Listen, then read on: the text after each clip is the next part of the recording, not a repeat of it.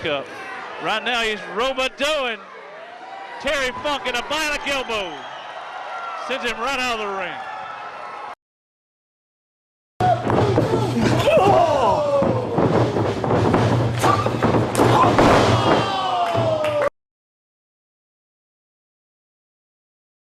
The date is August 20th, 2005, the latest installment of the Highspots.com shoot interview series with Baron von Raschke.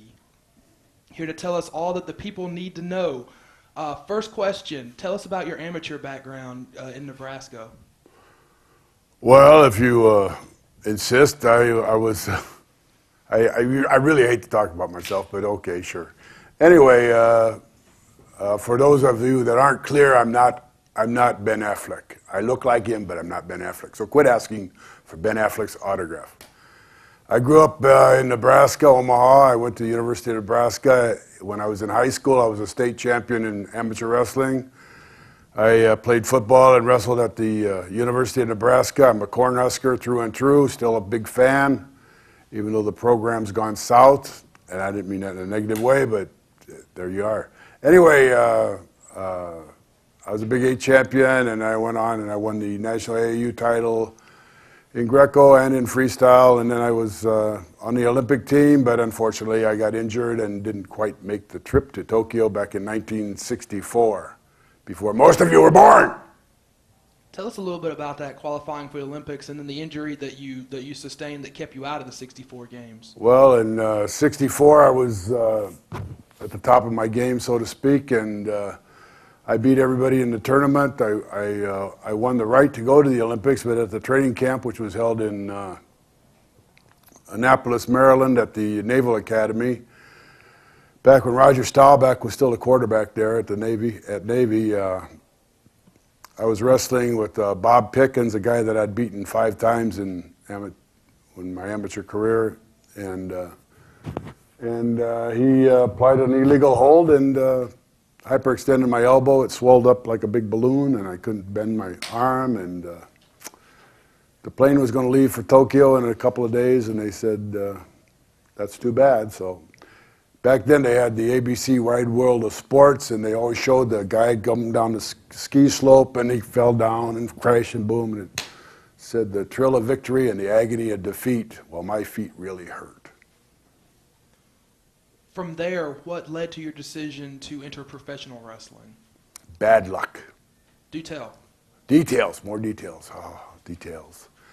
Okay, back then, actually, I was in the Army. I was serving 2 years. I was drafted into the Army, and it was 2 of the best years of my life because they let me wrestle, amateur wrestling, and at the end of that time, I had made the Olympic team, and then I got hurt, and then I was off the Olympic team, and then I was several more months in the Army, and I decided I should, this was another injury. I was messing around with a guy at the New York AC. I was stationed in Brooklyn, New York, at Fort Hamilton in Brooklyn, New York, and I'd go down to the New York AC and work out. I was working out with I wasn't really working out with him. I was just fooling around with a guy that weighed 147 pounds. I'm 237 at the time, and we were just fooling around. I got my foot caught in the mat the wrong way and blew my knee out and had to have an operation. So they put me in a hospital in Queens. I was in the Army. They put me in the Queens Naval Hospital in Queens, New York, and they operated on me. And the same day they operated on me, they operated on the guy in the next bunk, John Cunningham, who was from Long Island. He was a submariner in the Navy, and John was a big professional wrestling fan, and I had never been. I was into my amateur wrestling. I was focused on amateur wrestling, and every Saturday or whenever it was on, he would drag me down to the TV room, and we'd watch the wrestling from New York. Vince McMahon Sr.'s wrestling, and Dr. Jerry Graham and some of those big names back then were on, and I kept watching it. Thinking with my background and stuff, this is something I might be able to do, you know. And, up to that time, I'd never made over $1,200 in any single year, being in college and in the Army. So I wrote to the promoter, whose name I knew in Omaha, Nebraska, my hometown, and Joe Dusick, and actually Joe Dusick's brother Rudy Dusick owned the New York territory before Vince McMahon Sr. owned it. He bought it from Rudy, I believe. Anyway, which has nothing to do with anything, but Joe was a pretty good guy anyway. And I wrote to him. I didn't know him, and I wrote to him just a cold call letter, and gave him my background and this, that, and the other. And he wrote me back a nice letter. He said, if you're still interested when you get out of the Army, give me a call, and we'll see what we can do. And meantime, I thought, well, I don't know. Maybe I started thinking, and I had gotten a degree in teaching, so I applied for some teaching jobs in my hometown of Omaha, and I was called in for an interview, and I got a teaching job. So when I got out of the Army, I taught school for a year, and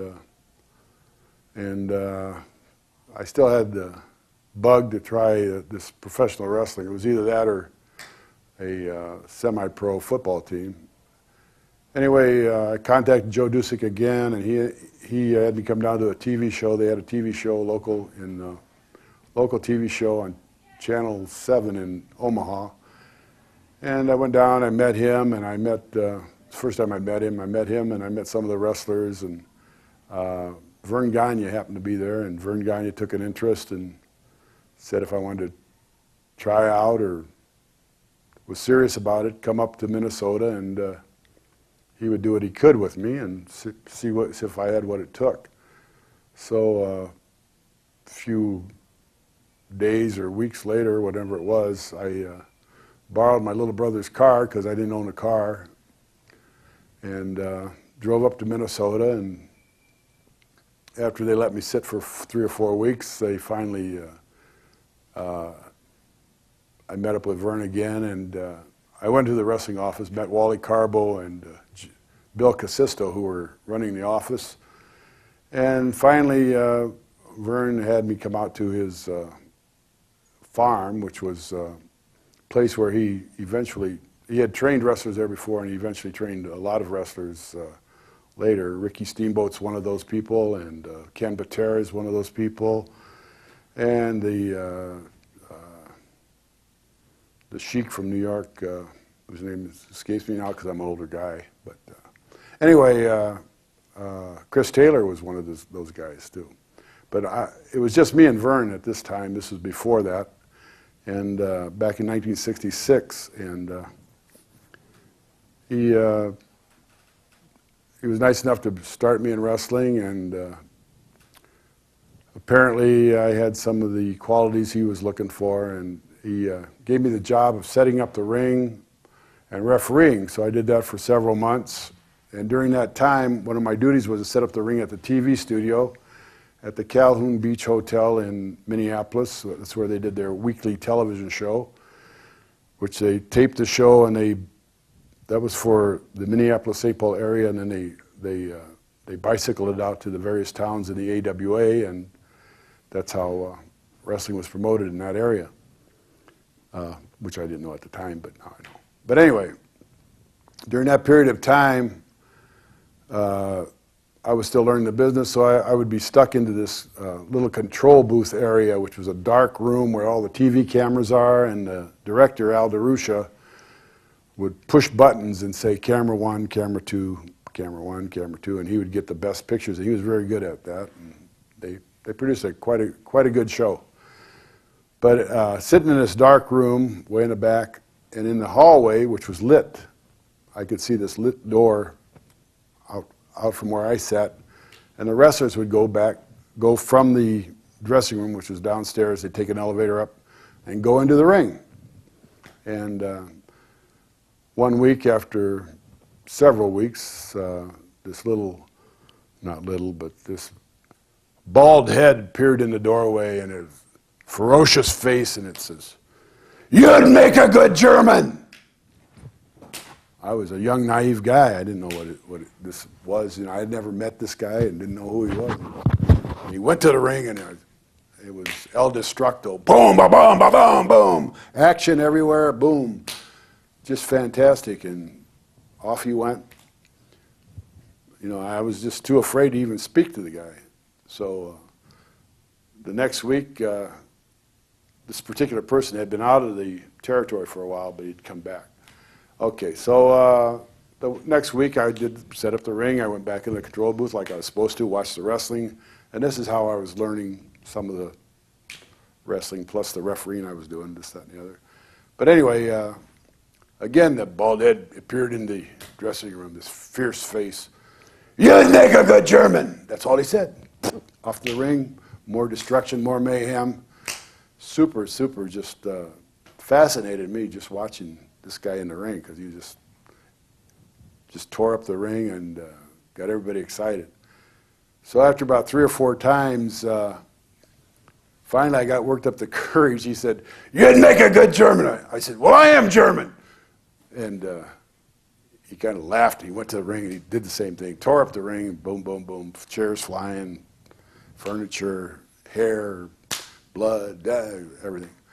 So after that was that, and then during the week I would be setting up the ring in different little towns and refereeing the matches and running the shows for the office. And this was my rookie year. And so this guy was on the card, and it happened to be Mad Dog Vachon, which folks in most parts of the wrestling world would know his name.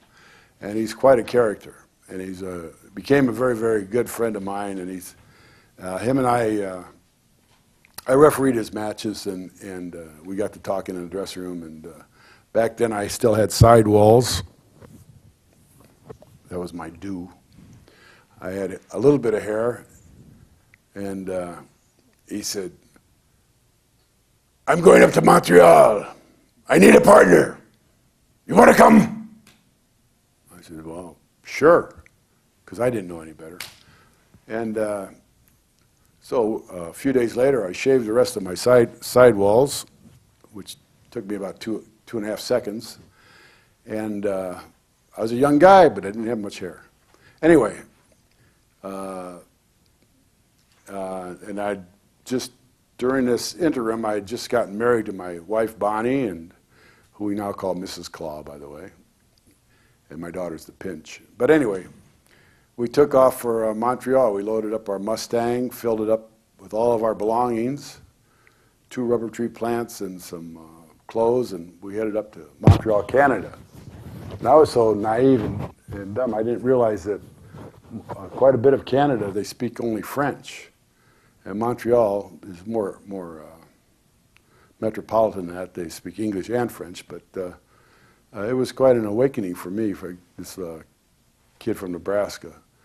Anyway, I got up to Montreal and was introduced to the promoter, Jack Britton, and Johnny Rougeau, and Mad Dog and I became a team. And with his experience and his size, he's not as tall as I am. He's fairly short, but very stocky and very tough. He was also an ex-Olympian. He represented Canada in the Olympics at one time. And with my good looks and charm, we made a great team. Just physically, the contrast was good, and just walking to the ring, the people didn't care for us too much, which was good because we reacted to that and made it happen. Actually, Mad Dog reacted to it, and I followed him. And anyway, one thing led to another, and we were kind of the sensation of the territory at the time. Tell us a little bit about that first run in Montreal. Well, it was. It turned out to be very, very good. We popped the territory. It had been down for a number of years. Eddie Quinn had passed away, and the territory had died, and wrestling was always a very big thing in the Montreal, the Quebec area, but then for years it had lain dormant. It was there wasn't much action at all. Nobody was really promoting it as an entity. So when Johnny Rougeau and Jack Britton took it over, they brought in the Mad Dog, who was a legend. He's a legend there for many years. People knew him. because he was not only a tough guy, but he was street tough, and he had a reputation on the streets and various things. They knew he was for real, and they brought me up as his partner. So with his heat, that's what we call it in the business, heat. He had a ton of heat, and that fell onto me too. And as a result, I got over just terrific up there. And after a few weeks, we were selling out everything. The hockey season was over, and they concentrated on the wrestling. And Montreal, Chicoutimi, Rimouski, Trois-Rivières, we were selling out night after night. Who were you working? What else you want to know, Herr Brad? Who were you working with at the time in your first year or so in the business in that territory? Who was I working with? Edouard Carpentier, Johnny Rougeau, Gino Brito, who later came here for a while. I don't know where we are. Anyway, all the great ones. Johnny Valentine came through there, Killer Kowalski, Dr. Big Bill Miller, Danny Miller, you name them. They came through the Montreal territory at the time because it had popped and everybody wanted to go there because there were big houses and money to be made. Where did you go from Montreal? From Montreal, I went to Detroit, worked for Eddie Farhat, the Sheik, the original Sheik. What were your The memories guy that of threw working fire. What were your Very memories mystical. What were your memories of working in Detroit? I don't remember anything. You can't make me tell. It was a great experience too, and whatever happened in Montreal, I actually learned my craft working with these great workers that were up there, and everybody helped me, you know, and so then I was down in Detroit, and I was working with Bobo Brazil, and all the great workers were coming to Detroit because it was a hot territory at the time too. And I got over again, and it was a great run. From there, if my research is correct, you went to St. Louis from there. And I had one shot in St. Louis from there. And met Pat O'Connor, who I did. passed along something that you would carry with you for the rest of your career. Well, yeah, as it happened, at the time I was in Montreal, somebody suggested that I use the standing backbreaker, which is you pick a guy up and you go like this, and you finish him off and drop him behind you. And that was getting over really, really good, and so I kept using it, and I used it in Detroit, and it was a great hold for me, a great finishing hold, and I was getting to be identified with it a little bit. But anyway, I was called to go to St. Louis. Apparently Pat O'Connor, somebody had heard about it, and I wound up working with Pat O'Connor. And my experience there was we worked at Kiel Auditorium, which is famous, and St. Louis is one of the main focuses of the NWA. It was the seat of the NWA championship, and Lou Thez had it.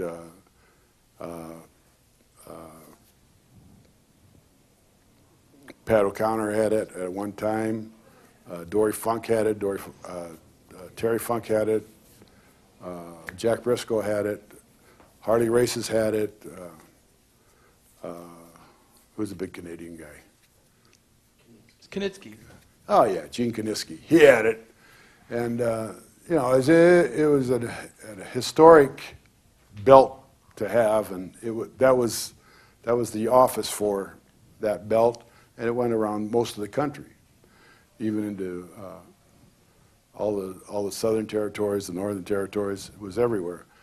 And Strangler Lewis had it for, you know, that's going way back. A lot of these guys are before my time. But anyway, it was historically a very important town. And they invited me there to wrestle, and it turned out I had to wrestle Pat O'Connor. And then when we were in the ring, we were having just what I thought was a terrific match, and I think Pat liked it too, and the people, of course, liked it. Oh, on my way to the ring, though, I got lost. I don't see very well, and that's the reason that people sometimes don't understand what a nice guy I am, because I'm squinting and I'm trying to find my way around. And all the wrestlers went in the same way. But I didn't know that. I was upstairs in the dressing rooms, came down, and I saw Pat O'Connor go this way, so I went across this big stage in the dark, and I found the doorway on the other side, and I went out that way. There were no cops there, nothing. So I walked in the wrong way. I was frustrated, and I was trying to find the ring, and I was stumbling and fumbling, and just in doing that, everybody thought I was crazy and didn't care for me at all, and they were booing and hissing. And anyway, I made my way to the ring, and getting back to Pat O'Connor, we were having a great match, and during the match he said, "Put the claw on me, put the claw on me." He didn't talk like that. Let's see. He said, "Put the claw on me, put the claw on me." He did that a lot. Anyway, so I says, "What's the claw?" Because I didn't know. I'd never seen it. I hadn't been exposed to the claw, and he just said, "Well, grab my head with your hand." He didn't talk like that either. So I put the claw on him. I grabbed his head with my hand, and the people went, "Whoa!" It was like it took all the air out of the room. I didn't even realize what I'd done. So I grabbed his head as hard as I could, and I held on to it as best I could, and I stayed with him as he went. And eventually, we were in and out of the sleeper and the claw, and anyway, to make a short story long, it turned out to be a big success. And I went back to Detroit. I actually lived in Toledo, but the Detroit territory. I went back to the Detroit territory and went back to using the backbreaker. Kidneys. Anyway, I used the backbreaker, and then I had a chance to go to Dallas, Texas, and I worked in Fritz von Erich's territory. He was the promoter, and of course, Fritz von Erich was famous for the claw. And at the same time, Don Jardine, the spoiler, was there with Gary Hart as his manager, and they had a ton of heat. And so, you know, they were there, and they had the claw, and I had the standing backbreaker, which I kept using, and got over, and there I met I met Dusty Rhodes in Toledo. He came through and actually shared my wife and I, his wife and him shared my wife and our new baby's trailer for a few weeks. And anyway, we got to be good friends, and then I met him again in Dallas, the Dallas territory, Texas territory, and they teamed us up, Dusty and I, and we had a nice tag team, and we got over in our own way, and I was still using the standing backbreaker, and then I went up to work for Dick the Bruiser and Wilbur Snyder in Indianapolis. You can interrupt anytime to ask questions. Not at all. Okay, so I went up to Indianapolis, and Dick the Bruiser and Wilbur Snyder were the promoters, and I worked with them a lot during that time. Moose Jolak, Cowboy Bob Ellis, Bobo came around. Ernie Ladd was there a lot. Anyway, when I first went up there, Pat O'Connor was coming through, and he also worked in and out with Dick once in a while, not very often. And he talked to Dick, and he told him how this match had gotten over with the claw and blah, blah, blah. And so they suggested that I start using the claw as a finishing hold, and so I did. I started using it, and I noticed that Fritz von Erich and Don Jardine, when they did it, all of a sudden it just came out of the blue, and that worked for them. It was great, but mine was a little slower version, and I tried to make it a little more dramatic, and it worked for me. And since that time, that's been my finishing hold. And if I didn't do it during a match, people were disappointed, and if I did do it, they were equally disappointed. Memories of working for Dick the Bruiser in Indianapolis. What was that question? Memories of working for Dick the Bruiser in Indianapolis. Well, he beat me so bad, I can't remember. But those were fun years. Blackjack Lanza, Blackjack Mulligan, and a host of other, Moose Cholak, I mentioned him, but just a ton of good talent came through there, and Dick kept beating me up every year, and usually a heel only lasted there about a year, and then I'd be revived the next year, and I'd go on for another. So I was there for about 5 years, and just a great experience. Short trips, and which is very important in the wrestling business. Short trips and decent pay, and meanwhile I could work other territories. I started working Kansas City out of there, and it was a good 4 or 5 years that I worked for Dick and Wilbur. While you were there, Except for Moose Cholak, of course. That's why I walk like I walk and talk like I talk. But memories of working with Moose. oh, it's very scary. Moose was a terror. He was a huge guy. He weighed 400 and some pounds, and 6'4", 6'5", whatever he was, and a lot of energy, and he didn't know what he was doing with it. It just come crashing down on everybody. I remember one time he worked a 6-man tag team, and he hurt everybody on the other team, all 3 of those guys, and both of his partners and the referee in the same match. That was Moose Cholak. But he was, he was Moose. He was a great performer. He just a little careless with other people's bodies. While you were in Especially mine.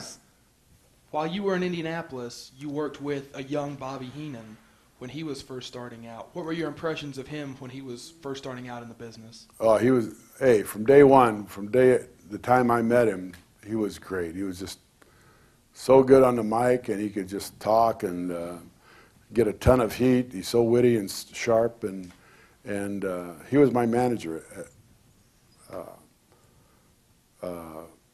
at the time I was in Indianapolis, and we got to be very, very, very good friends. We're friends to this day, and he was just a sensational manager, but he also became such a great worker. He was just a tremendous worker. He could do it all. Bobby's great. He was great, and he got better, and he's been sensational. Don't give up. Don't give up. Fight forever. Don't give up.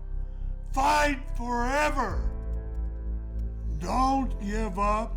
Fight forever. Fight forever and ever and ever and ever.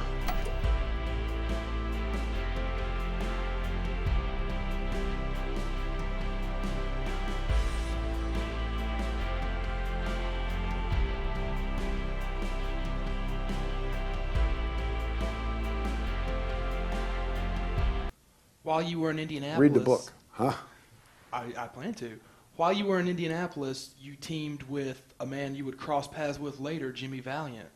What are your memories of that run, teaming with Jimmy Valiant in the early 70s, I guess, late 60s in Indianapolis? Both Jimmy and Johnny were there, actually. Jimmy came first, and then Johnny Valiant. And they're both characters. They were a dynamic but strange duo, and always interesting, but both good workers. I don't know what more to say about it. Johnny's always funny, and Jimmy is always Jimmy. You were also Strange. in a tag team with Ernie Ladd in Indianapolis. What are your memories of working with Ernie Ladd? Ernie and I got along great. He was, he's a big guy, ex-football player, Kansas City Chiefs, and he was just, he was one of the first big money football players. Huge guy, great athlete, and good businessman. He was just Big Ernie, Big Red. He was Red. What were your thoughts working in Chicago for Bob Luce, who really pushed the envelope with your character and really tried to tie in the Nazi symbolism and the Hitler symbolism into your character? Yeah, I never, I'm not a Nazi, and I don't think along those lines. I'm not a skinhead, although I don't have any hair. I'm not a skinhead. But, yeah, Bob Luce was the front man for the promotion, and he did push the envelope with several things that were contrary to what I would have liked. But you got to realize that Bob started out as a typewriter salesman. Turned out he was a great typewriter salesman, and then he became a tabloid newspaper publisher back before it was even minusculely regulated. And he would say, he's the guy that would produce these horrible headlines that made everybody want to buy that paper. So, you know, he's coming from, that's where he came from. So, I don't know. Personally, he was an all right guy, but he was strange. You went to Pittsburgh very sporadically to work with Bruno Sammartino. What are your memories of that?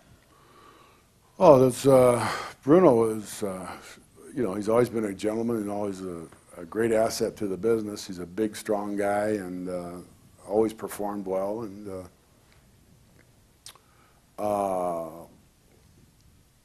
what can I say? We had great matches, him and I, and sold out Pittsburgh a few times.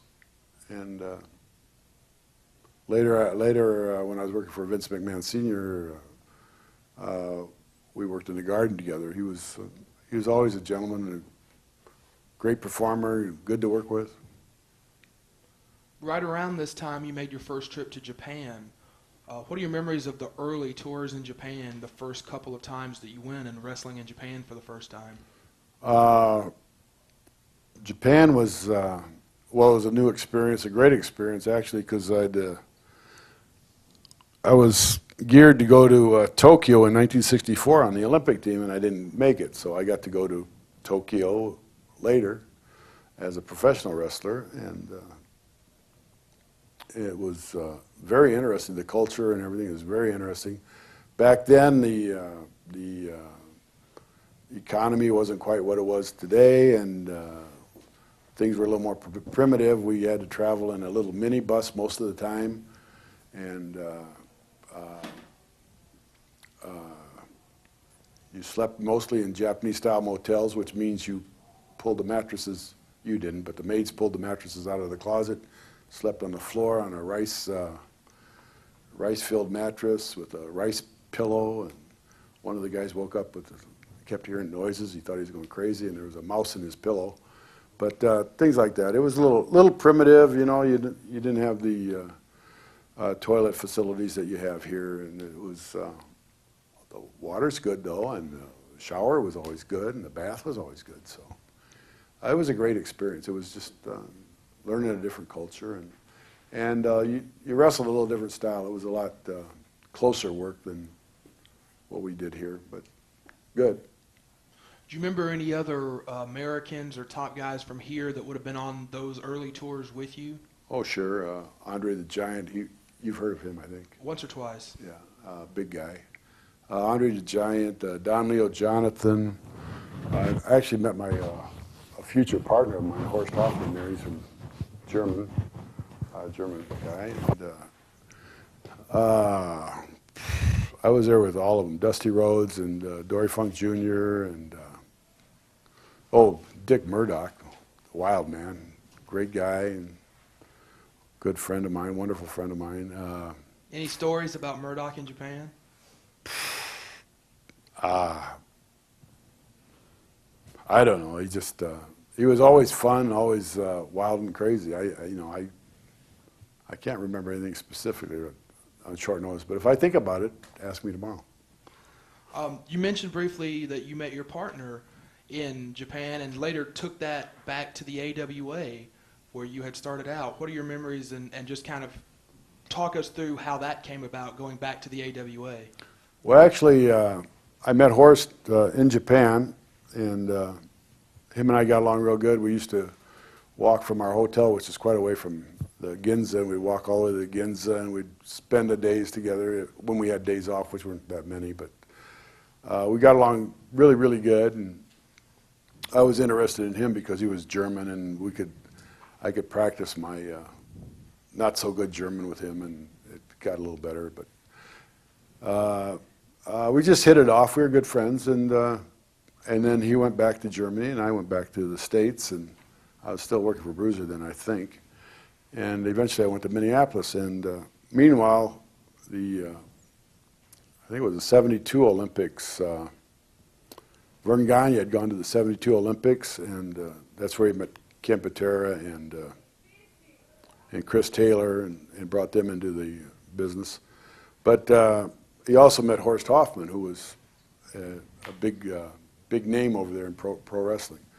And he asked him to come, and the office, the Minneapolis office, actually teamed us up together, and it just worked out to be really good. He had a different style. The Europeans work a little differently than we did, and we kind of complemented each other, and I kind of knew what we needed here, and he kind of knew what he could do, and we got over it. It was great. Memories of feuding with Superstar Graham and Dusty Rhodes in that run. Superstar and Dusty! Oh, yeah! Well, Superstar, of course, was one of the early muscle guys to get over in professional wrestling. There had been a few previous to that, but nobody got over quite like he did. He had the talk. He could talk the talk and walk the walk, and of course Dusty was just coming on the scene, and he was turning into being a really, really great worker. Him and I had been partners in Dallas by then, and he'd gone on and he'd hooked up with Murdoch, and Murdoch was a sensational worker from day one.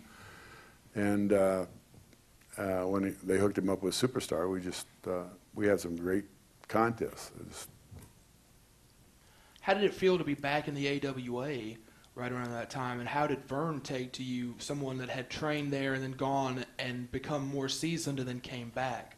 What was kind of Vern's attitude towards you at the time? Well, first of all, Vern's a very good businessman, and he realized that what he'd put together with Horst and I was good, and of course that was his main focus and impetus, and we made some money for him, so I think he was happy with us. Vern broke me into business. I owe him a lot for that, but we've never been he doesn't drop into my house, and I don't drop into his house, and we're business acquaintances, but we're not necessarily personal friends. But I like Vern a lot, and he's done a lot for me. Some people knock him for because he's the boss, but I just regarded him as my boss, and I worked for him and did the best I could. That's what I do for anybody. What led to you debuting in the WWWF in 1975-76? More bad luck. Well, it was time for me. Horst wanted to go back to Germany, so he did. And then I was in Minneapolis at the time, and it was about time for me to go too. So I got the call. I'd been, as you said, I'd worked with Bruno before in Pittsburgh, and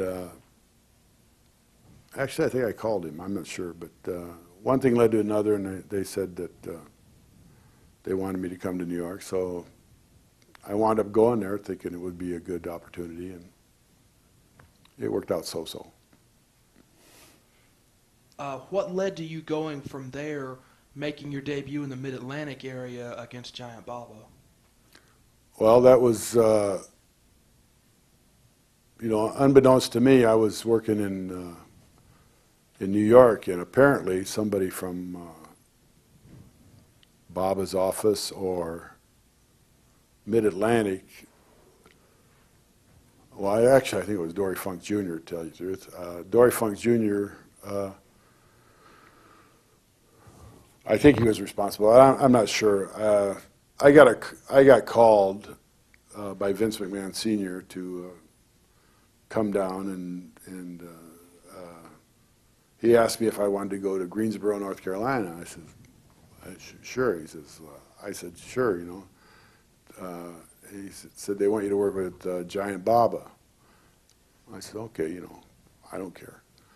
So I flew down there, and not knowing that Baba was touring the country at that time, working different places, and I was going to be featured with Baba in this match, and Baba was new to the territory, so nobody in Greensboro knew who he was, nobody knew who I was. And you're talking about a big, ugly guy, and another big, ugly guy. He's about 4 or 5 inches taller than I am, but so who's going to be the heel? Well, I kind of made sure it was me, and I went out and got the people. I went out first, so I got the people all excited about me, and then Baba came out, and they were kind of glad to see him, just to get this maniac out of their sight or whatever. And we had a really, really good match, Baba and I, and just a wrestling match, basically a wrestling match, and it got over really good. And it turned out that I wasn't working for the Carolina office, I was working for Baba's group. And his group paid me, and they paid me very well, which was a big surprise to me because I didn't know that. And then I went off back to New York, and I finished out my thing and was finishing out my thing in New York, and then I got called to come to Charlotte, to the Charlotte area for Jimmy Crockett and George Scott. So I thought, well, pack up the family, and here we go again. So that's what brought me down to this area. What was your first feud in this area in Mid-Atlantic? You probably know better than I do. I don't remember yesterday too well. I'm thinking Ricky Steamboat. Oh, Ricky Steamboat. That dog still around? Yeah, possibly Ricky Steamboat. Yeah. What were your impressions of Ricky Steamboat when he was first starting out? I mean, he'd been here a couple of years, I guess, but when you were first around Rick Steamboat, what were your first impressions of him? Well, he's a good athlete. I'd seen him up in the Minneapolis territory where he broke in, and he was a rookie, and he was very impressive as an athlete, but you know, who knew about his charisma? He didn't do interviews or anything up there, and when I came here, he was just already over sensational. He had this ton of charisma. He just projected himself so well to the people, and his style and athleticism. He was a great performer by the time I met him again. You got paired up with Greg Valentine. Yes, Greg the Hammer, one of my favorite guys. What were your memories of that run, tagging with Greg Valentine? Very good. We got lost on the Slauson cutoff once in a while, but yeah, Greg was a great guy, and we had a good run.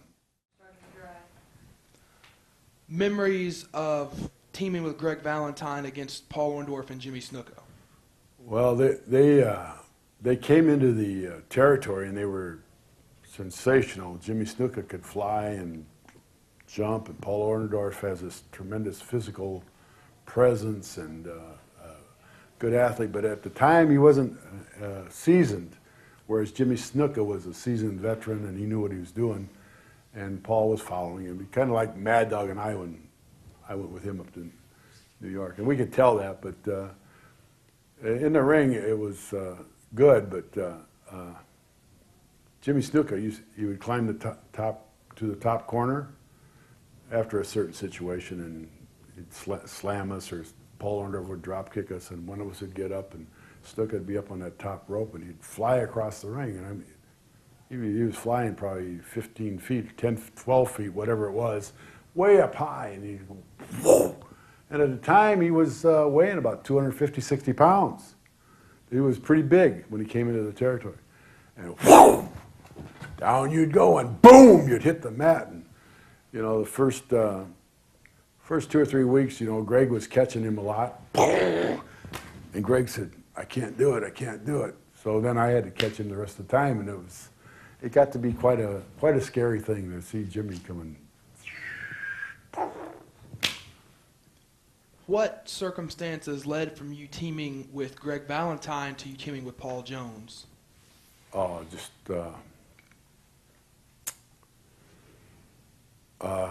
well, I don't know exactly what the circumstances were. I was just working the territory, making the towns as best I could, and I think Greg had gone. I think he was involved with a Wahoo feud or something. I'm not.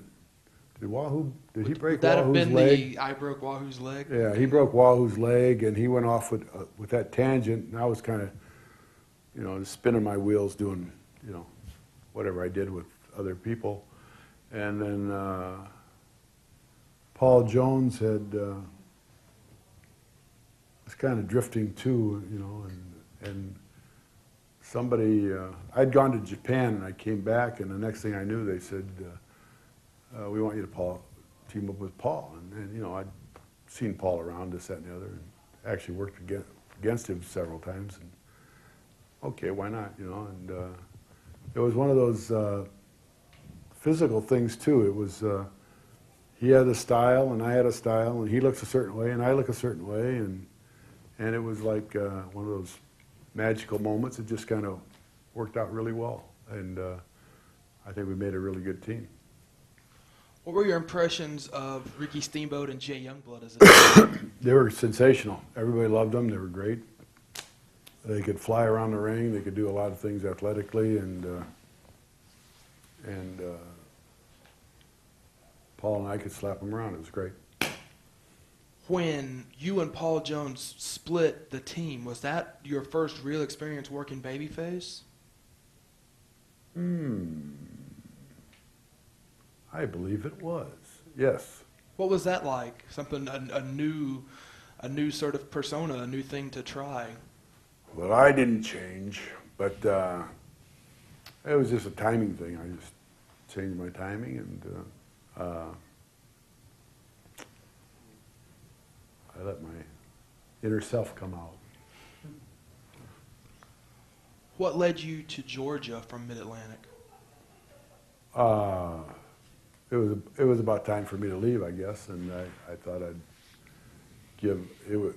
Georgia was the next closest territory to where I lived in Charlotte, so I was commuting to Georgia, and about that time I needed a couple of shoulder operations anyway, so there was a doctor there that was supposed to be pretty good, and eventually I had both my shoulders operated on.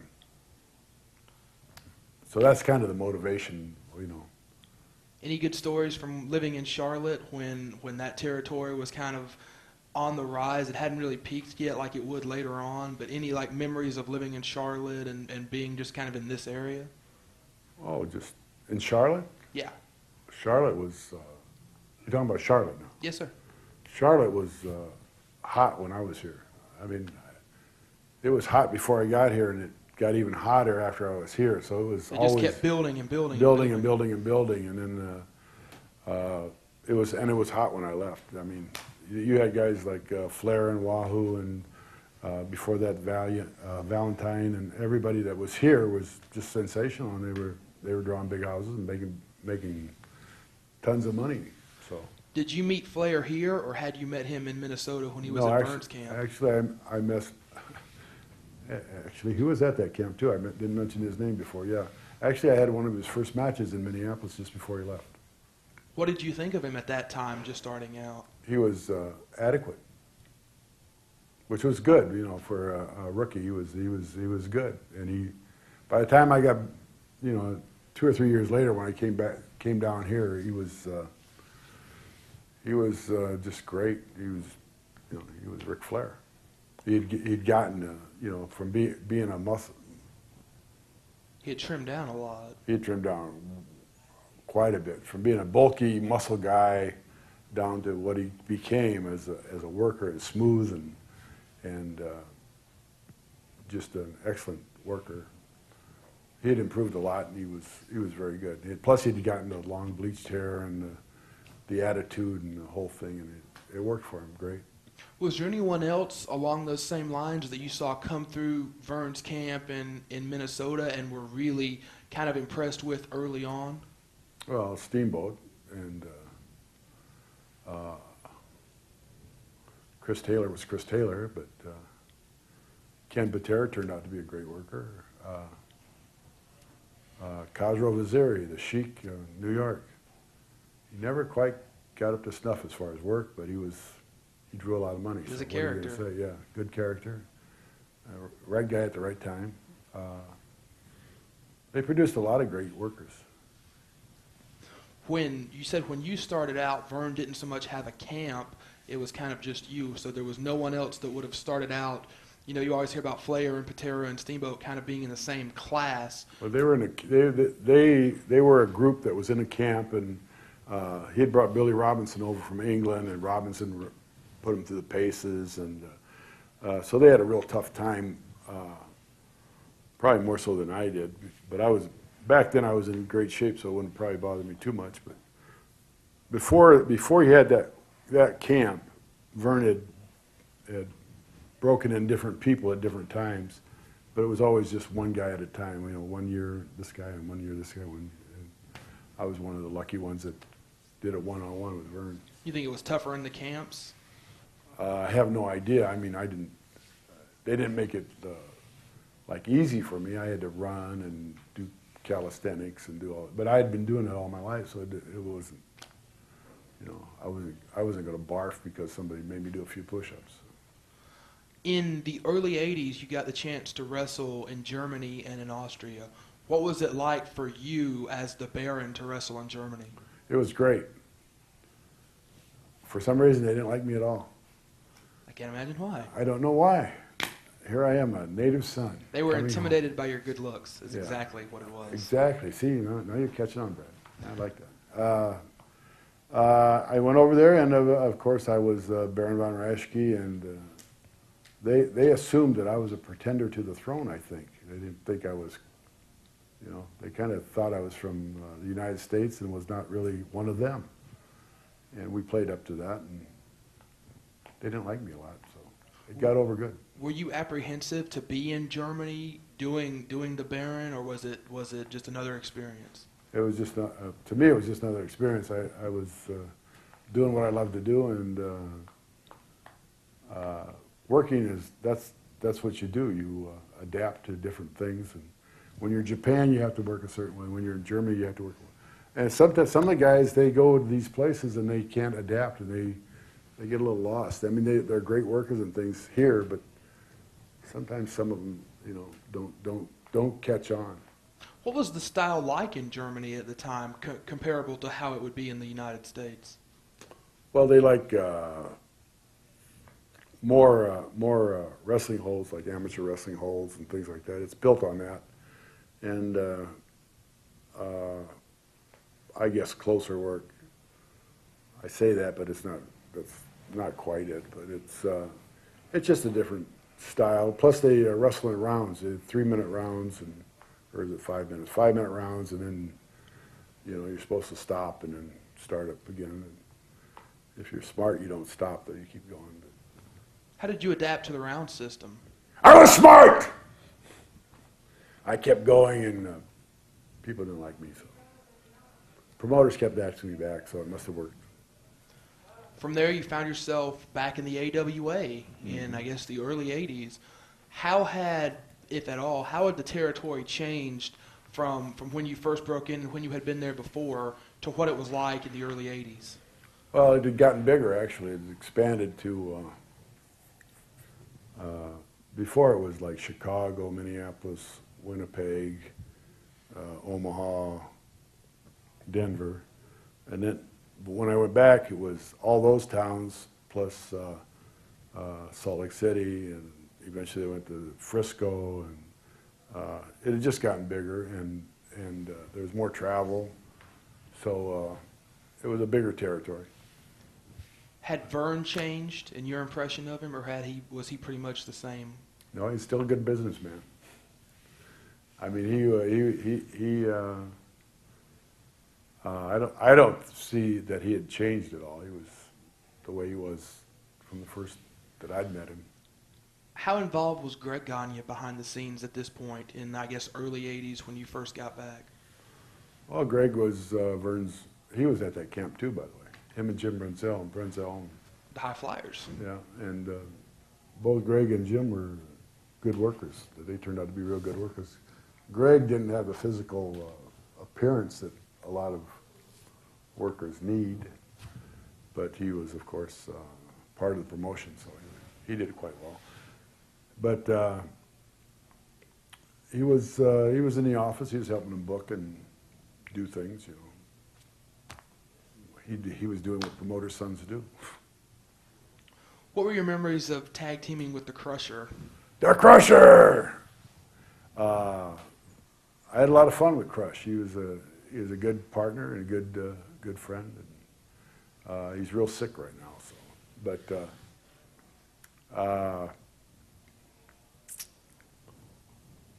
we wrestled.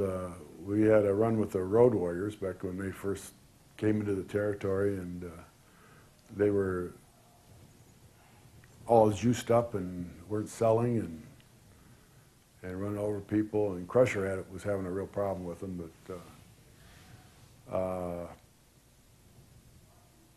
it worked out. We made it work out. Straight? Absolutely. Teaming with the Crusher, AWA World Tag Team Champions, what were your thoughts on being involved in the Road Warriors' first title win? They won? Yes. Oh! Unfortunately. Good thing you told me. You know, it was, they came in and they took the territory like a storm, you know, with Paul Ellering as their manager and these big guys, and they wore the spiked suits and, you know, they were on top of their game, and they just came in like a bulldozer, and so they won. What were your impressions of the Road Warriors at first? You mentioned that Crusher kind of didn't take to them at first. What were your impressions of them when they first came in? Well, you know, I got along with them. They liked or respected or something. I don't know, but they weren't bad with me. But Crusher was. I don't think they respected him the way they did me, and I don't know why. I never have understood that, because Crusher had his way, but he was an established star, and he deserved their respect, and they didn't give it to him. He stood up for himself. He stood up for himself, and he had a meeting with them, and after that it was a lot better. But at first they were just running over him, and you know, by then he was an older guy, and it was not a great situation as far as tag teams that had to wrestle each other this week and the next week and the next week, or this night, that night, and next night. So it wasn't a great situation, but it worked out, and by the time the series was over, it was working out really good. Was there any apprehension on the Crusher's part to pass the belts on to the Road Warriors?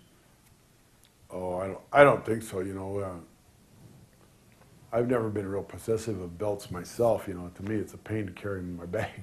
But no, I don't think so. You know, it's just business. You do business. And it was business. Talk a little bit about what Vern Gagne was like to work for in that era, or just in general, impressions of Vern. You know, you mentioned before about a shrewd businessman and a good businessman. What were your other impressions on Vern and how he was to work for in that territory? Well, Vern was, he was a great amateur wrestler, great football player. He was a great professional way back before I got into business, and he has this,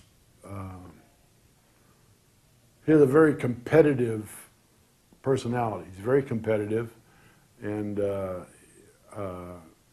he expects people around him to be equally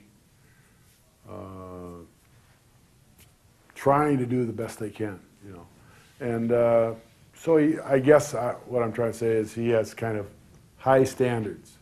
But at the same time, at the time that I started with Vern and Wally, Carbo, and Bill Casisto, Minneapolis was one of the best territories in the country, and everybody wanted to go there. So they had all the top talent going through there all the time. and they paid fairly good, and everything was working out great. So in that respect, he was a good businessman. He expected a lot, but he's a little explosive. His personality is that way. You get him away from the business, you'd love the guy. He's got a great personality, blah, blah, blah, blah. But business-wise, he's very demanding, I guess. That's probably a little strong, but he's a perfectionist, I guess, is what I'm trying to say. Don't give up. Don't give up. Fight forever. Don't give up. Fight forever. Don't give up. Fight forever. Fight forever and ever and ever and ever.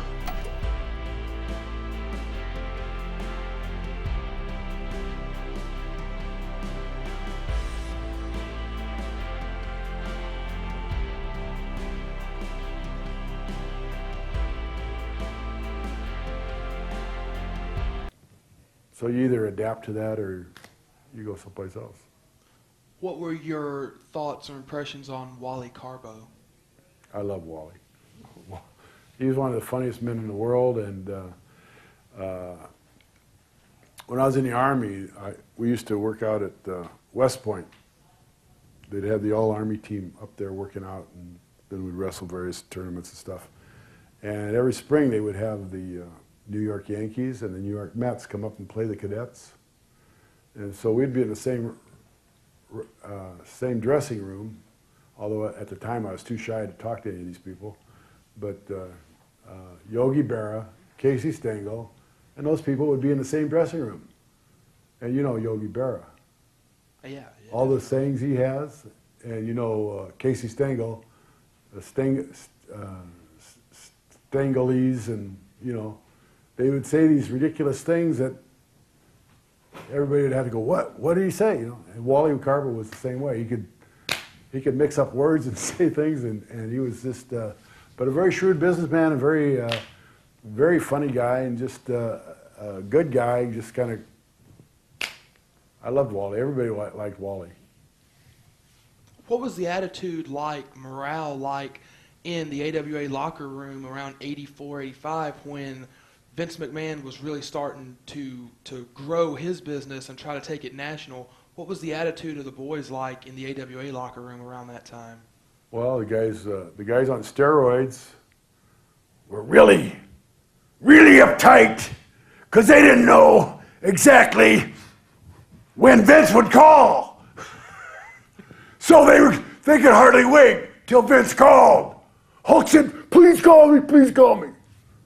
The Road Warriors, please call me, please call me. So the steroid guys were uptight, you know, and I'm not telling anything out of school, but eventually they all went with Vince, and some of the other guys went with Vince too.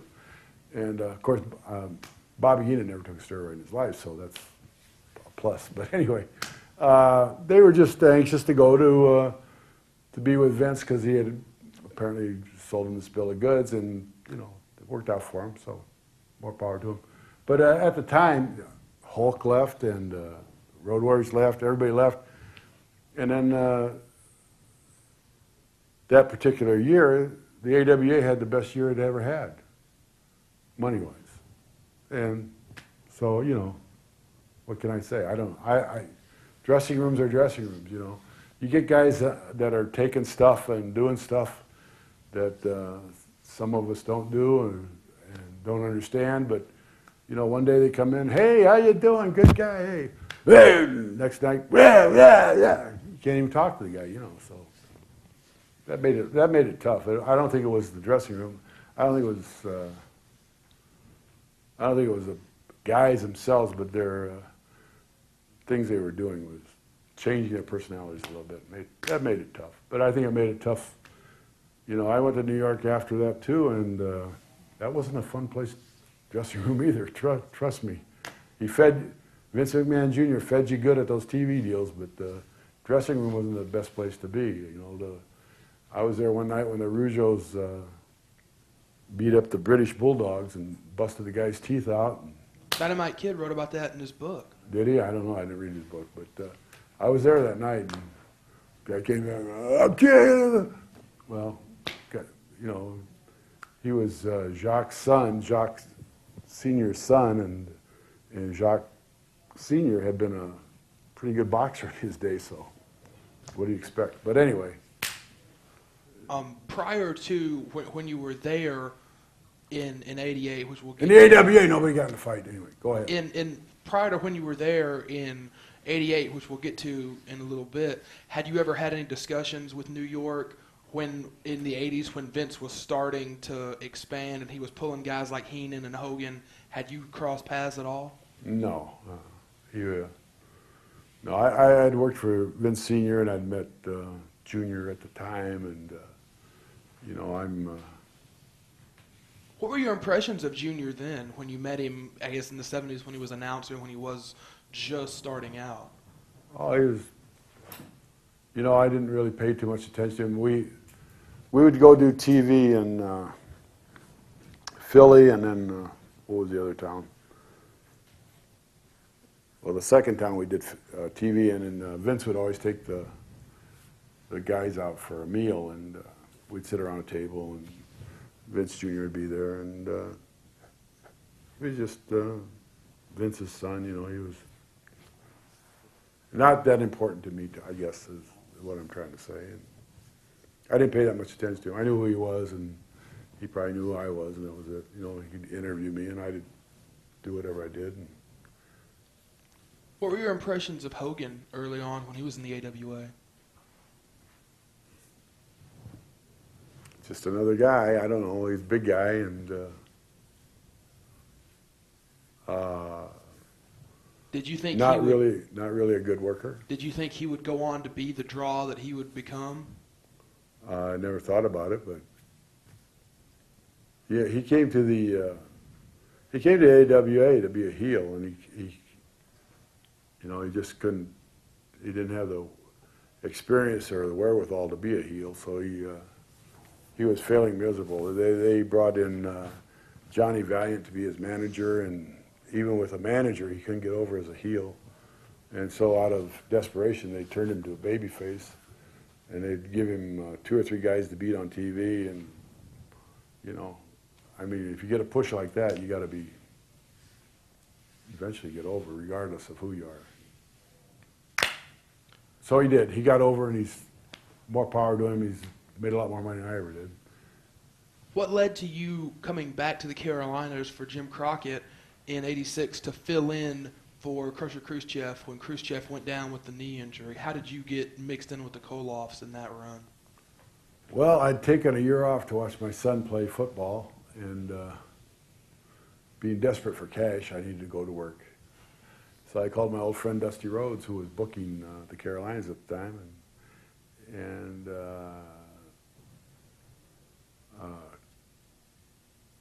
Crusher had just busted his knee the week before, I think, or a few days before I called, and it just happened to be one of those coincidental things, and Dusty thought I'd fit right in with him, so there I came, and it worked. It was good. What were your impressions of working with Ivan and Nikita? Oh, great! I love Ivan from years ago. You know, even I worked with Ivan back in Montreal when he came in after I'd left, and I went back and worked with him a few times. It was great. He's one of my favorite guys. A real good guy, and I got to know and like Nikita real well too. We traveled a lot together. It was a good time. And there again, we worked with the Road Warriors a lot, who settled down, and they were starting to be good, much better workers. What were your thoughts on the '86 Crockett Cup at the Superdome, teaming with Barbarian, the kind of the big interpromotional tag tournament, kind of sort of trying to compete with Vince, you know, a little bit as far as getting everybody together under one roof like that? Well, it was another match to me, but it was,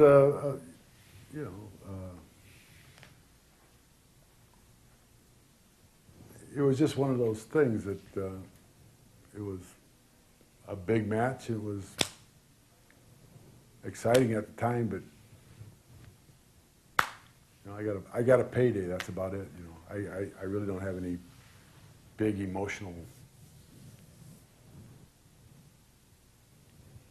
attachment to it right, at all. Right. I like the Barbarian a lot, by the way. Memories of being in the Army with Paul Jones and Barbarian and Raschke and T.J. Khan and that whole brigade. That was, again, very interesting. And, I was working, and they were all good guys, and we had some good trips together. I always have a lot of fun with Paul Jones. I was going to say, how did it feel to be back with Paul, this time as a manager? Yeah, Paul and I always got along good. If you get to know him on a personal basis, he's one of the funniest guys in the world. He's witty, he's charming, he's great, and we get along good. Still a good friend of mine.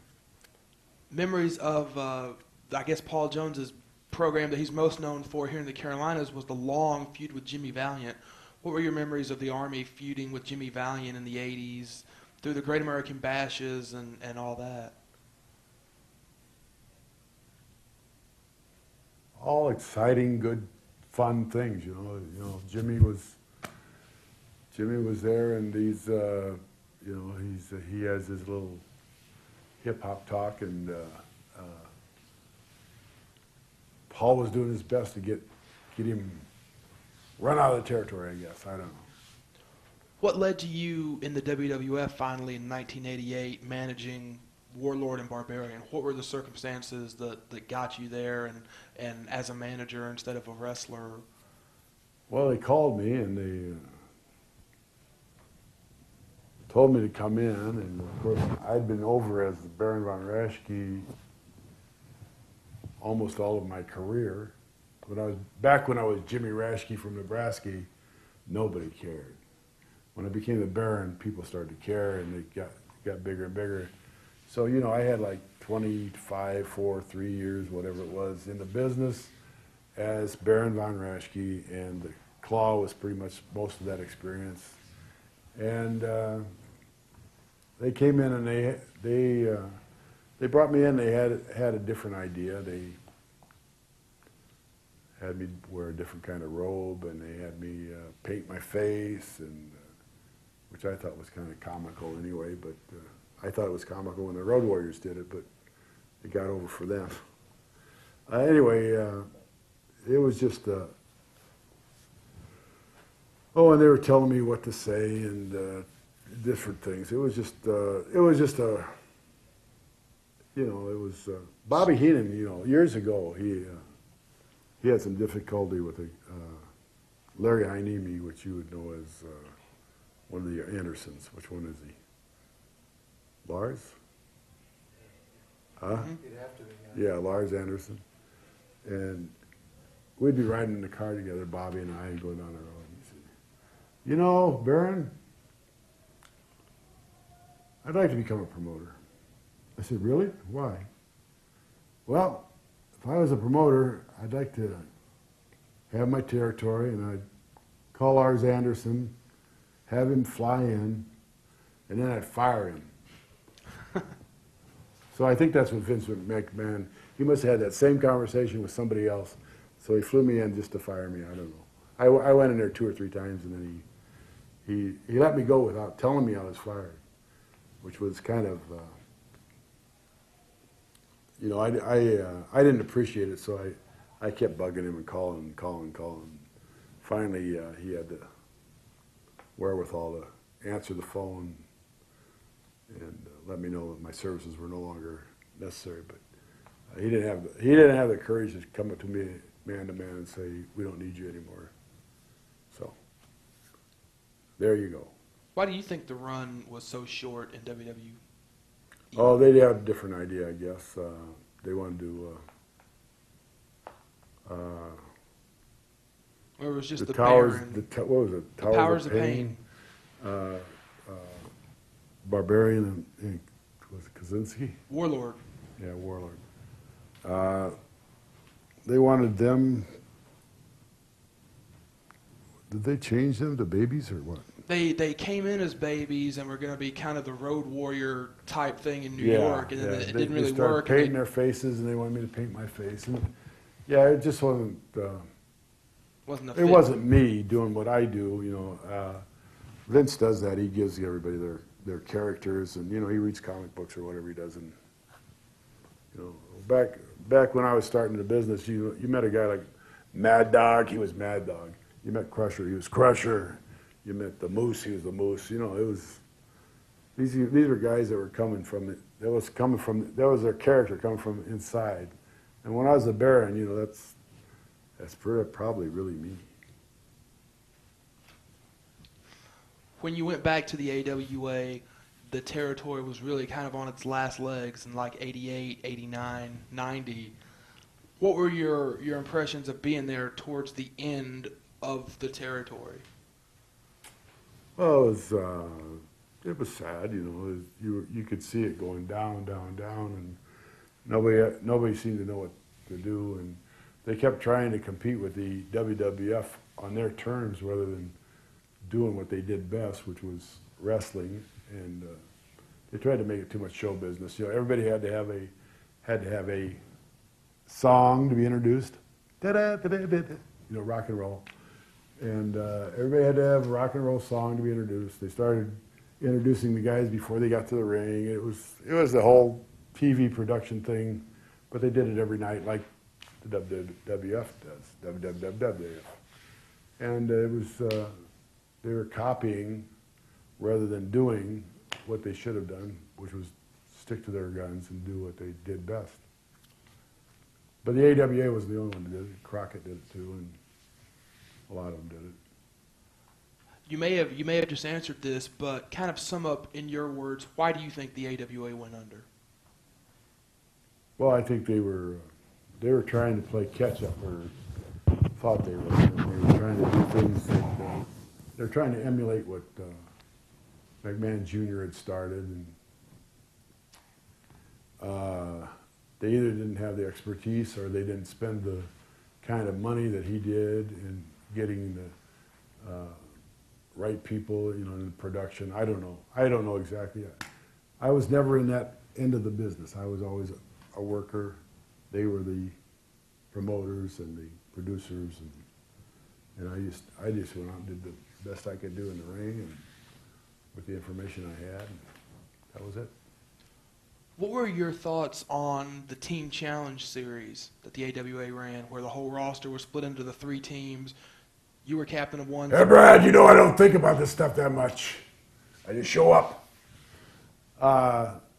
I thought it could have been a good, good thing, you know, but they involved.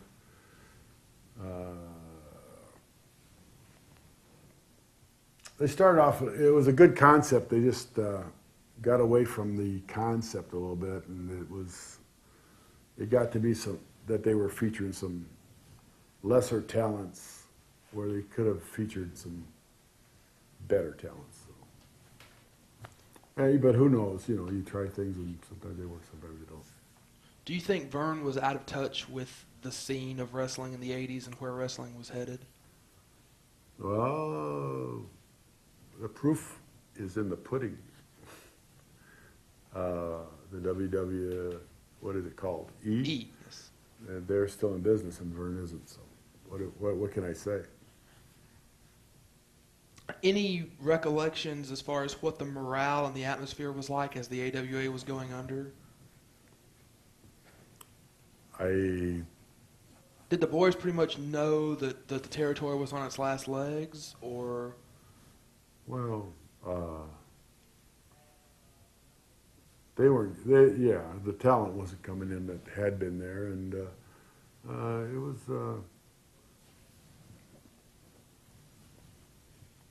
I really shouldn't say that because they did have some good talent because WWE kept stealing it from them. So, yeah. Well, you know, the towns weren't drawing, so of course everybody knew that things weren't quite what they should be. Yeah.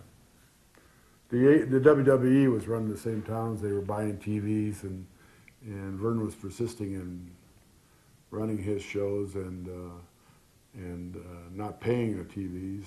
And of course, the TVs lost interest in that because they figured the dumb guy from Connecticut would pay him X amount of dollars to put this dumb TV show on their station. So we'll take the money. So he did, and then he'd run a town, and he'd pack the card, and give away a lot of free tickets, so it looked like it was sold out, and they'd have a good TV production, and he'd make a lot of money off that. So he had a different vision for the business, and the other promoters just kind of want to keep running it the way they had been, in my estimation. And I'm not an expert, trust me. Being trained by Vern Gagne, did you feel an attachment to the AWA in particular? Were you sad to see it go? Being more than just a company, did you feel an attachment to the company, being kind of a homegrown talent there? No. I mean, it was, I think I've mentioned this before. To me, it's a business. I'm in a business, and I worked for Vern Gagne, I worked for Jimmy Crockett, I worked for Vince McMahon, I worked for Johnny Rougeau, I worked for Fritz von Erich, I worked for Eddie Farhat. I worked for these people, and they're my bosses. When I worked in college, when I worked in construction, I worked for different companies, and I did my job the best I could, and I wasn't emotionally attached to any of them, but I think wrestling, as we knew it, has more or less disappeared from the big view or big picture. There's still little pockets of it here and there, but so Vince changed it a lot, but and it's kind of sad that the guys don't have places to go to work and stuff. Yeah, that saddens me. But as far as individual promotions, I don't feel good about it, but I'm not emotionally attached. What do you make of the trend that's prevalent in wrestling now for the nostalgia shows, the fan conventions like what we're at now, Legends of Wrestling, the video game, which you were in the second one, WWE and their video games now, they have the legends as hidden characters that you can unlock. There seems to be a really big trend of guys that were big 20, 30 years ago are big now. What do you make of that as someone who kind of lived the scene back then? We must have done something right. People still remember a lot of the old timers, and well, they should, because they were really good. There were a lot of really good talents out there, and God bless them. I hope things like this keep happening and continue, and it gives a chance for some of the guys that have been out of the scene for a while to come out and meet fans, and there isn't a day that goes by that somebody doesn't come and say, "Boy, you gave me a lot of pleasure." I get those warm fuzzies all the time, and it makes me feel good.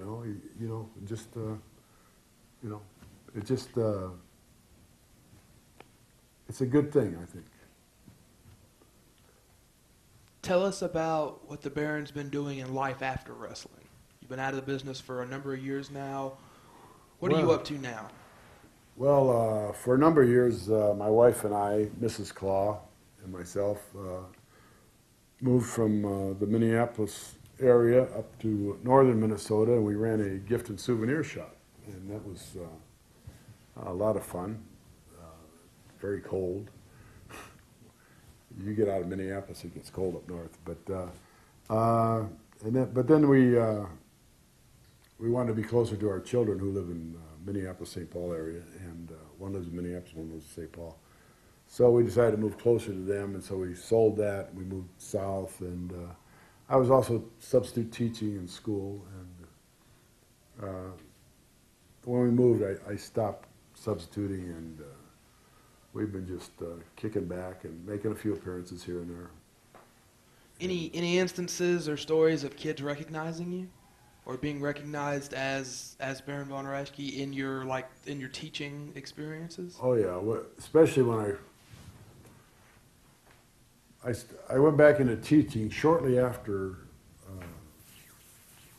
finishing with the AWA, Actually, yeah. Shortly after, like within a minute, I was back teaching, and I'd go into the schools, and being a substitute teacher, I'd teach. I'm licensed from junior high on up through high school, and I'd go like to a junior high, and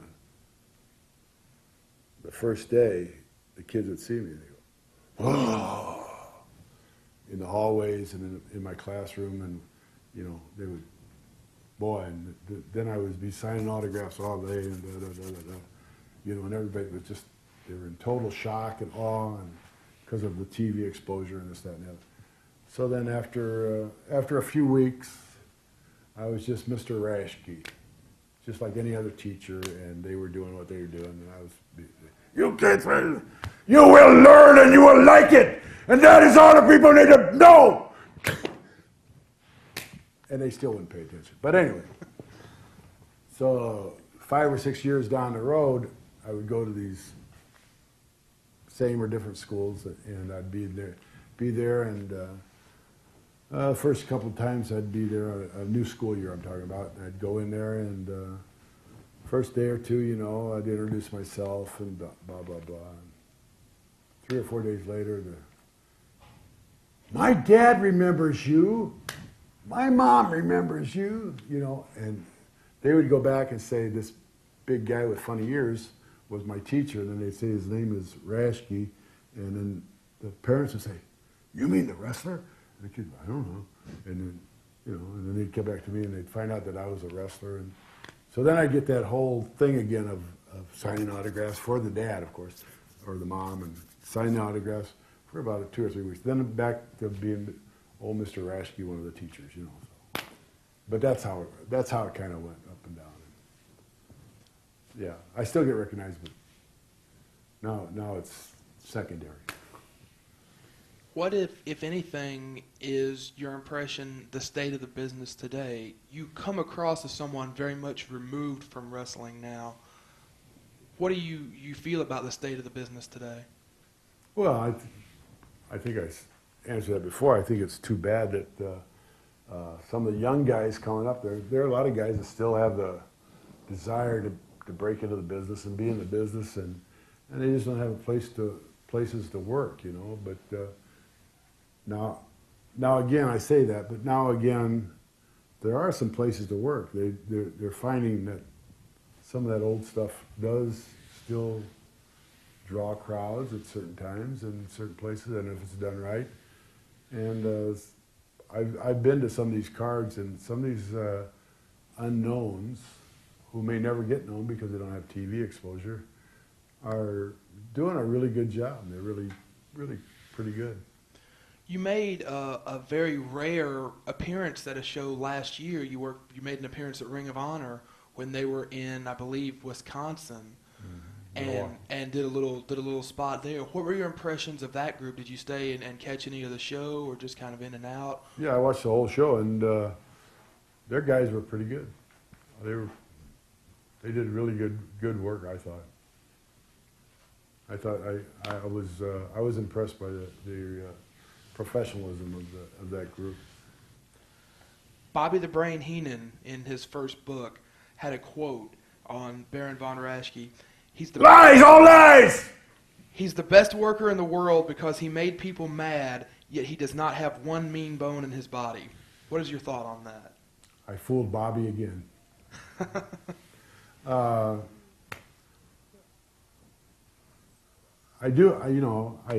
learned the business, and I do my work, and I do it so I excite the people, whether I'm a, quote, heel or a blue-eye, baby face.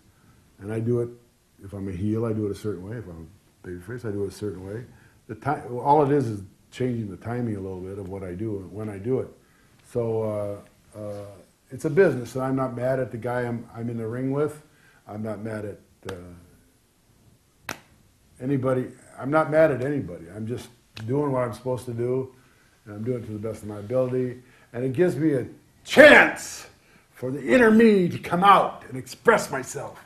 Because I hate everybody, regardless of race, creed, or color, regardless of what Bobby Heenan says. I made that up. No, I didn't. It's no point.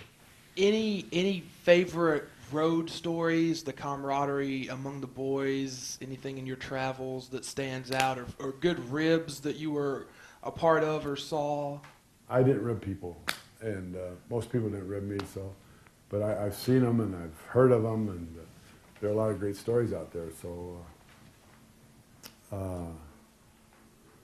the camaraderie was just tremendous. You know, you get a car with 4 guys from different backgrounds, 3 or 4 guys, and it's just amazing how you meld together. You know, usually wrestlers got along pretty good. I've only seen a couple of fights in dressing rooms. So one was in Akron, Ohio, and one was in someplace in Connecticut when The Rougeau brothers. Rougeau hit the Bulldog, one of them. Favorite people to work with? As opponents or as partners or as managers, anything? Oh, so many. It just, they're an amazing number. Bruiser and Snyder were great. Johnny Rougeau was great. Of course, Mad Dog is a partner. Horst Hoffman is a partner. Valentine is a partner. Jones is a partner. Murdoch is a partner. Rhodes is a partner. I had a lot of partners. Crusher is a partner. Working against the Crusher was great. Working against Murdoch was great. Working against Rhodes was great. Bobo Brazil was great. Ernie Ladd was great. Just so many. You know, it's just Bruno was great. Just Pat O'Connor. You know, just Luthez. I worked against Luthez. He was great. And you know, Ric Flair, of course, Steamboat, Snuka, Orndorff. They were all great. Favorite opponent, or opponent maybe you felt you had the most chemistry with? I didn't like any of them.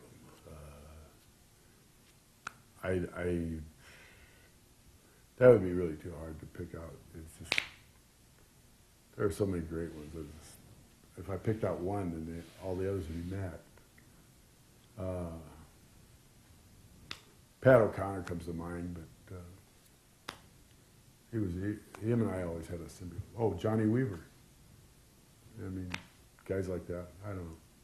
Favorite matches or moments that really stand out as being something that felt special?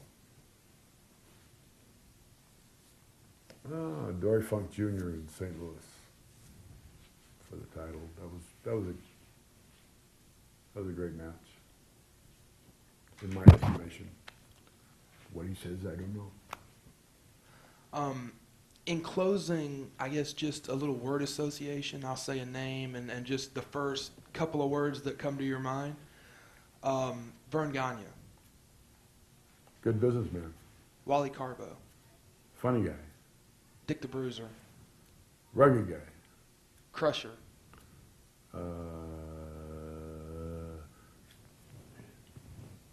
He's the Crusher. He's a beer drinking. He puts beer on his Wheaties. Did you know that? I did not know that. That's what he said. But actually, he doesn't drink beer. He drinks cheap champagne. But go ahead. The Road Warriors. A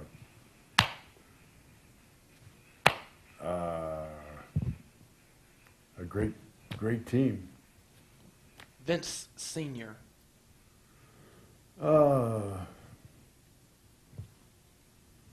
He had a big territory with a lot of population. Vince Jr. He has a bigger territory with more population. Bruno. Now, I'm not saying they were great promoters. Right. Okay. Bruno's just a good guy. Good, down-to-earth person. Paul Jones. Also a good guy, funny guy. A lot of wit. Rick Steamboat. Great guy. Luthez. A gentleman and a credit to the business at all times. Pat O'Connor. Really good worker and great performer, and a good friend. Ric Flair. He's a wild man, great worker, and a good friend. Ivan Koloff. Great worker, a hard worker, hard worker, and still going strong. Baron von Raschke. Who's that? Just a guy that tried to do the best he could and please as many people as he could with his work, and that was the Baron. Are there any wrestlers that you're still close friends with today? Oh, sure. But you don't know them. Sure, I'm still friends with Rock and Roll Zumoff, Bobby Heenan, Joel Laurinaitis, who's one of the Road Warriors. His son plays for Ohio State. Larry Hennig and Jim Brunzell. Yeah, a lot of them. What were your impressions of the Heenans? I'm gonna see a lot of guys that I really like at this event the next day or so. What were your impressions of the Hennings? Larry and then Kurt, his son that came along after him. Well, Larry and I go back a long way. You know, I was a rookie. He was an established star. Him and the Harley Race were the tag team in the Minneapolis territory when I started as a ring man, and you know, I was down there pounding bolts into the ring and laying the plywood down and covering it with canvas, and Larry would come along and says, "College education, huh, kid?" Things like that. He's a funny guy and a nice guy, big rugged guy. And later I got to meet Kurt, him and I just got along great from the day we met, and he was always he thought I said funny things, so he'd stick around, and every once in a while I'd say something and he thought it was funny, so I appreciated that because somebody finally laughed at one of my jokes. But